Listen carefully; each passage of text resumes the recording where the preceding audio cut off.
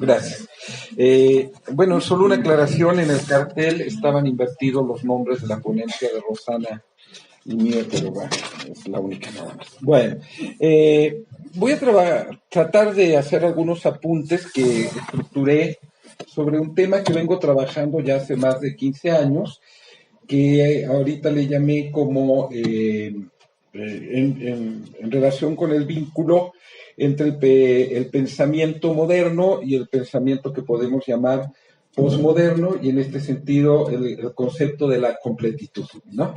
Un argumento que he sostenido desde este tiempo es que el psicoanálisis viene a plantear una ruptura con cierta concepción de la modernidad, ¿no? Aquí trabajo mucho una línea de Foucault, donde Foucault plantea... ¿No se oye? Ah, ok. Donde Foucault plantea la posibilidad de el fin del hombre como eje del pensamiento que él llama moderno, ¿no? Es célebre. A mí me gusta mucho el final del texto donde dice, ¿no?, que si por alguna razón se movieran las referencias que constituyeron al hombre en el pensamiento moderno a fines del siglo XVIII, veríamos ver que el rostro del hombre desaparece, perdón, que el hombre desaparece como un rostro de arena en la orilla del mar, ¿no? El argumento que yo he trabajado sobre esto es que aunque Foucault está escribiendo esto en el año 66, esa desaparición del hombre ya se había dado desde inicios del siglo XX con el discurso freudiano, ¿no? En este sentido, pues, yo suelo plantear una doble oposición entre un discurso que podemos llamar humanista, cuyo eje central es el pensamiento sobre el hombre, y en el cual el hombre es definido como una conciencia, como una razón y como una voluntad. Es decir, el ser es una conciencia, esto es Descartes, esa conciencia ejecuta una razón, ¿no?, y esta razón se traduce en una voluntad. A este discurso lo que abriría el psicoanálisis es la posibilidad de plantear algo que llamo yo poshumanismo, que consiste en plantear al ser como una referencia al inconsciente, ¿no?, al orden de la pulsión y por lo tanto al orden del deseo. Este es como digamos, el contexto en el que quiero plantear aquí.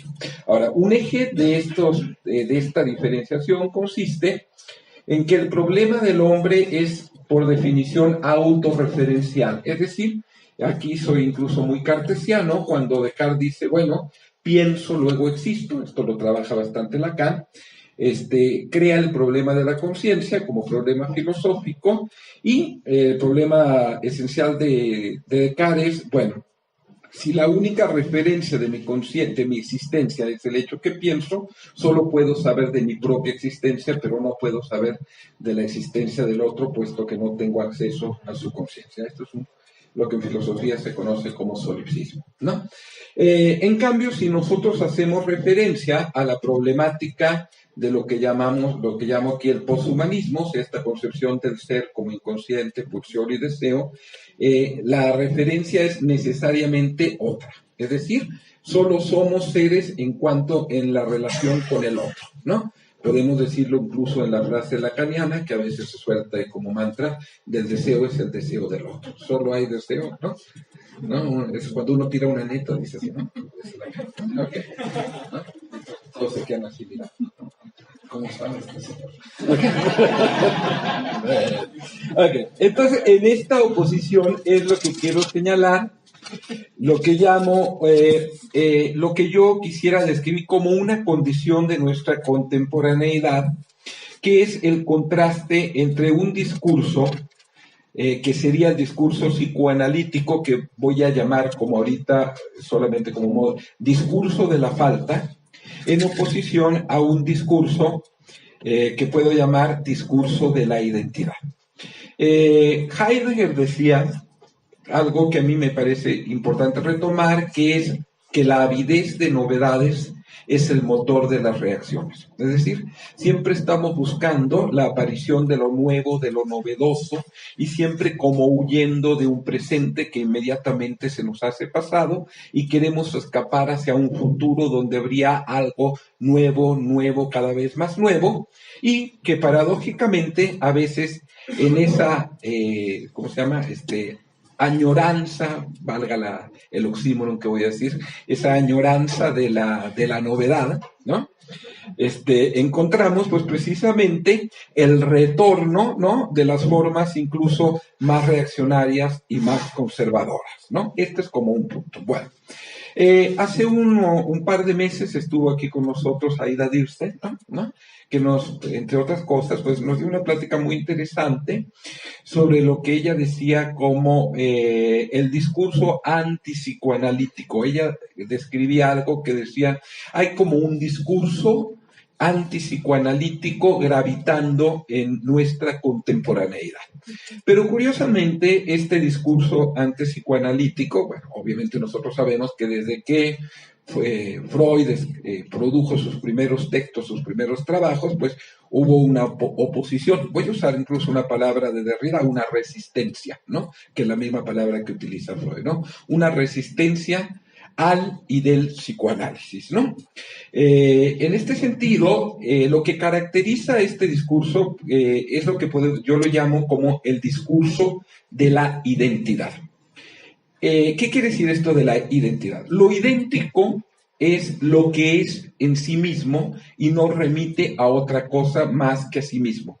En esto puede coincidir mucho con el concepto que en inglés llamamos el self, ¿no? Un ser que sería un sí mismo irreductible a otra cosa. En este sentido, y como contraste, el discurso psicoanalítico muestra pues que el sujeto por su condición misma es un sujeto dividido. Es decir, el sujeto está barrado, atravesado por la falta, y esto quiere decir pues que no puede ser idéntico a sí mismo, ¿no? Que la condición misma del sujeto del inconsciente es precisamente la posición del desconocimiento que se da entre, digamos, la dimensión de su yo, como decía Lacan, ¿no? Hace rato Elizabeth Núñez mencionó algo de esto, ¿no? Que decía que lo que tiene identidad, lo que está sexuado, efectivamente, siempre es en el orden del yo, ¿no? Este es un elemento muy importante. Bueno, en oposición a vivimos, me parece, y este es el punto que quiero polemizar, en un discurso que privilegia la identidad, es decir, que plantea la no diferencia, la no falta, ¿no?, la no otredad como constituyente, es decir, el otro no es pensado como un efecto constituyente, sino como una mera alteridad imaginaria, es decir, estrictamente especular. Es decir, el otro es, en última instancia, un yo, ¿no? Este mismo concepto remite a lo que conocemos como una mismidad, no falta, ¿no? Y todo lo que, a ver, quisiera ilustrarlo quizá como en elementos que nos sirvan un poquito como ejemplo, ¿no? Como ejemplo de esto. Bueno, voy a acercarme a esto desde el punto de vista de la problemática de la diferencia sexual, ¿no? Nosotros sabemos que bueno, que Freud en el caso de la joven homosexual menciona, bueno, que la diferencia sexual puede pensarse desde lo anatómico, pero no solamente desde lo anatómico, sino que también desde un proceso que Lacan llamará sexuación, y dice Freud, y al menos desde otra cosa, que es la elección de objeto. Bueno, en este discurso de la identidad, esto se borra, es decir, la identidad sexual estaría dada, esto es bien paradójico, porque en algún sentido puede decirse, bueno, aquí quiero señalarlo para la identidad sexual se construye, ¿no? Creo que muchos estaríamos de acuerdo, ¿no? Por ejemplo, Simone de Beauvoir, ¿no? Uno no nace mujer o hombre, sino que deviene mujer o hombre, ¿no? ¿Ok? Pero un problema aquí es que siempre desde la conciencia. Es decir, el proceso de la constitución de la identidad es siempre un proceso dado desde la conciencia y de la voluntad. El otro ejemplo, y esto uno lo escucha, ¿no? La identidad está dada de antemano. Es decir, quien dice, yo siempre he sido heterosexual, yo siempre he sido homosexual, yo siempre he sido transexual. No sé si alcanzan a ver la evidente contradicción entre estos dos discursos, ¿no?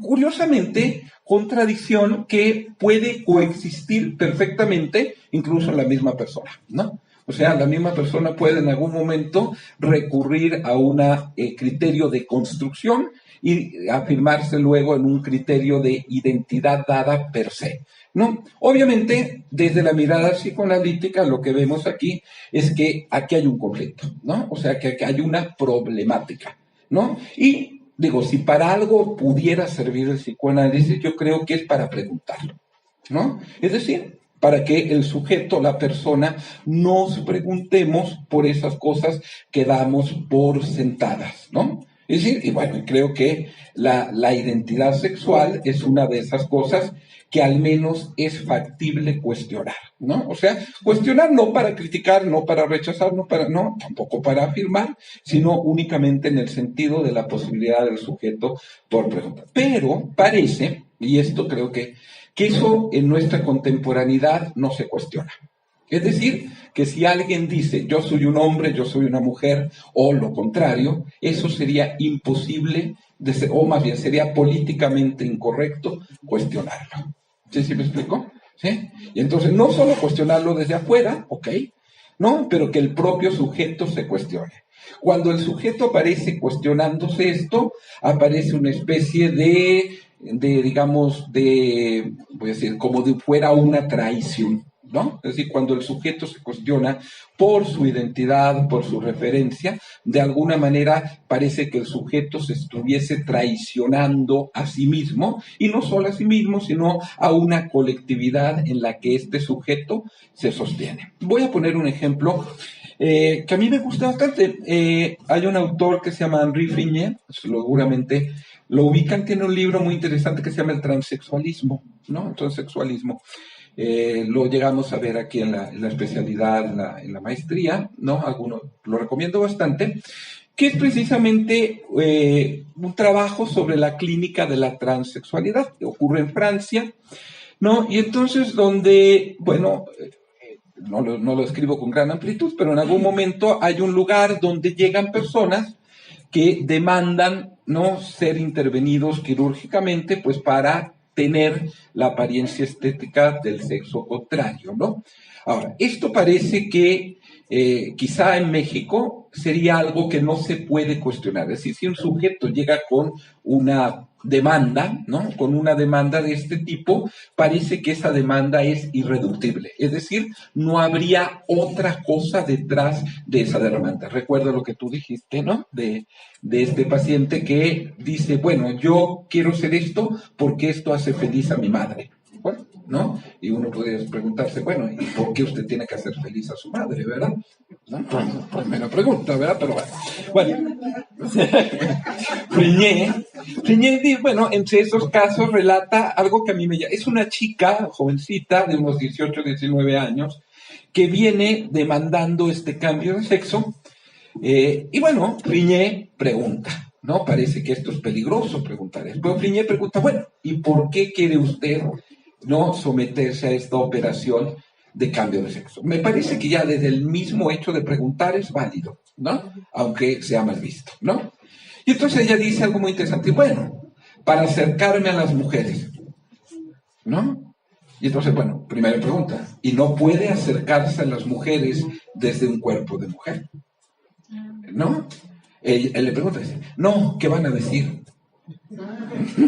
Vean, hay una moralidad, ¿verdad? ¿No? O sea, pues bueno, ¿qué van a decir? Pues que es lesbiana, ¿no? Sí. Y dice, pues sí, ¿no? Vean que aquí es como decía, aparece el espíritu puritano, ¿no? O sea, ella no puede asumir su condición de lesbiana y necesita hacerla pasar por el cambio de sexo, ¿no? Cosa que no se pregunta, ¿no? Luego, ella dice, bueno, y pregunta bien interesante de Frignet, ¿y por qué cree usted que los hombres sí nos podemos acercar a las mujeres? ¿No? Levanten la mano los que se puedan acercar a las mujeres. Claro, ¿verdad? Hay un fantasma. O sea, con dificultad. Lo invierto, ¿verdad? Levanten la mano las mujeres que se puedan acercar a nosotros. Pero el fantasma de la chica es que, superada esta diferencia de la corporalidad, se resolvería este problema, ¿no? Vean, este es el fantasma, ¿no? Entonces, vean, a mí me parece que aquí de fondo hay un moralismo. ¿Sí me explico? Es un nuevo moralismo, pero curiosamente bajo la apariencia de un ideal liberal. Es decir, si abrimos todas las posibilidades, que no tengo nada en contra de que se abran, ¿no? Pero se resolverían estos impases, ¿no? Cuando finalmente acabaríamos atrapados en un impasse todavía mayor, ¿no? Pero bajo la apariencia de un discurso liberal, ¿no? Esto es, me parece que si el psicoanálisis no puede hacer esta pregunta, ¿no? Que esta pregunta es esencial para nuestra condición, ¿no? Por eso, en el caso que tuve. Y yo lo he escuchado en otros casos, aunque yo no he tratado personas con esta demanda de cambiar de sexo, ¿no? Pero es lo mismo, ¿no? O sea, ¿y por qué quiere usted hacer feliz a su mamá? ¿O por qué la felicidad de su madre tendría que pasar por su cuerpo? ¿Sí me explico? Digo, ¿no? ¿Qué más atrapado se puede estar en el deseo de la madre que esto? ¿No? Pero lo peor es que no se reconoce como efecto del otro, sino que se asume como identidad. ¿No? Esto es como lo que más me llama la atención, ¿no? Entonces nos encontramos, leí hace un par de días en el periódico, esta actriz, seguramente ustedes la ubican, Charlize Theron, ¿no? Que hizo esta película de Monster, ¿no? Que ella dice, bueno, no, a lo mejor el periódico exagera, digo, no lo he leído, ¿no? Pero el argumento es más o menos que siendo muy niño, muy pequeño, su hija dijo, yo soy un niño, como de 3, 4 años. Y desde entonces ella empezó a tratarla como un niño. Como si un niño de 3 años tuviera, ¿no? Ya una asunción de la identidad. ¿Qué significa para un pequeño o pequeña de 3 años decir soy del otro sexo? ¿No? Esto me recuerda una anécdota de mi hija, ¿no? Chiquita, ¿no? Ahora ya tiene 20, pero cuando era chiquita. Tenía una compañerita, ¿no? De su misma edad, que tenía una hermanita más chiquita, como de 2 años, ¿no? Y entonces, esta compañerita llega un día muy contenta y le dice a mi hermana, a mi hija, tengo un hermanito, le dice. Entonces mi hija pensó que la mamá había tenido otro bebé, ¿no? Y entonces, ¡ay, qué padre! ¿Dónde está? Y entonces la llama y llama a la otra niña, o sea, la hermanita menor. Entonces mi hija se quedó muy extrañada. Y claro, a la niña menor le habían cortado el pelo y para la niña era un hermanito. Entonces veamos, ¿no? Esta problemática, ¿no? Ahora, lo que me llama la atención es que todo este discurso lo que hace es una negación de la falta. Es decir, cuando digo que el otro aparece como complementariedad, es decir, no habría desencuentro. Y aquí introduzco lo que llamamos, bueno, lo que Lacan llama el discurso capitalista. Es decir, un discurso donde la tecnología, la técnica, la medicina, la endocrinología, la medicina hormonal, ¿no? Puede suplir la falta. Es decir, si quieres ser del otro sexo, hay una tecnología que te ofrece esto, ¿no? Entonces ya eso no se requiere preguntar, ya no se requiere interrogarse subjetivamente, porque existe un contexto donde esto ¿cómo se llama? Se llena, ¿no? Sí, el discurso de la falta.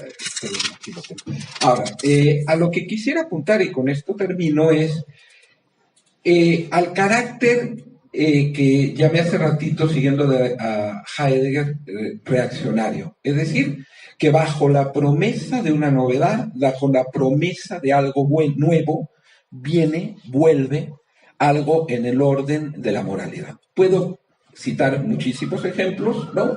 Pero podríamos plantear alguno, por ejemplo, ciertos discursos, no quiero decir todo, pero algunos discursos feministas que acaban en una moralidad. Un ejemplo, las mujeres no podrían usar faldas ni tacón porque eso las convierte en objeto sexual y tendrían que vestirse como a la autora de el texto se le ocurre, es algo parecido a una monja. ¿sí? Una monja laica. ¿Sí me explico? Todas estas referencias, entonces, me parecen que marcan una condición de nuestra contemporaneidad que el psicoanálisis no puede hacer menos que recusar o al menos cuestionar.